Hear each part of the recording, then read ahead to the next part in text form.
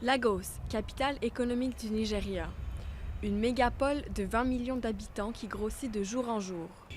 D'ici 2025, la population de cette ville et de l'État du même nom devrait atteindre les 30 millions.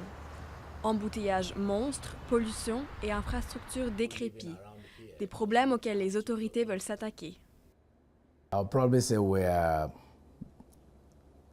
Je dirais que nous avons 10 ans de retard.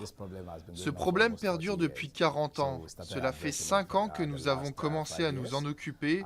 Nous avons un plan pour répondre aux problèmes actuels et aussi pour prévoir le futur. Une feuille de route sur 30 ans pour un budget de 20 milliards de dollars. Au menu, la construction de 9 voies réservées exclusivement aux autobus, dont une a déjà été inaugurée, et 7 lignes de train construites par une société chinoise. Mais certains de ces gigantesques chantiers urbains créent des tensions dans les quartiers sur lesquels ils empiètent. Dans ce bidonville proche d'une nouvelle voie ferrée, des milliers d'habitants ont été expulsés et leurs maisons détruites. Selon les activistes, ils n'ont reçu ni préavis ni compensation. Ils sont venus et ont démoli toute la maison. Et depuis, je n'ai plus d'argent pour en louer une autre. Je vis dehors avec mes enfants. La rue, c'est ma maison.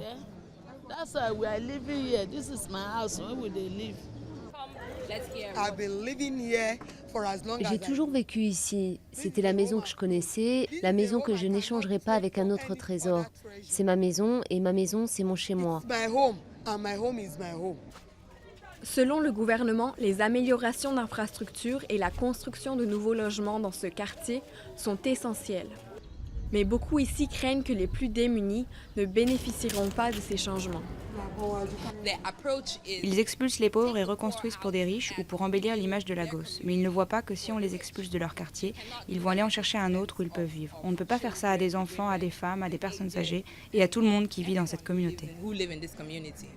Beaucoup soutiennent l'idée qu'il faut moderniser Lagos, poumon économique de l'Afrique. Les autorités assurent que tous les expulsés seront relogés.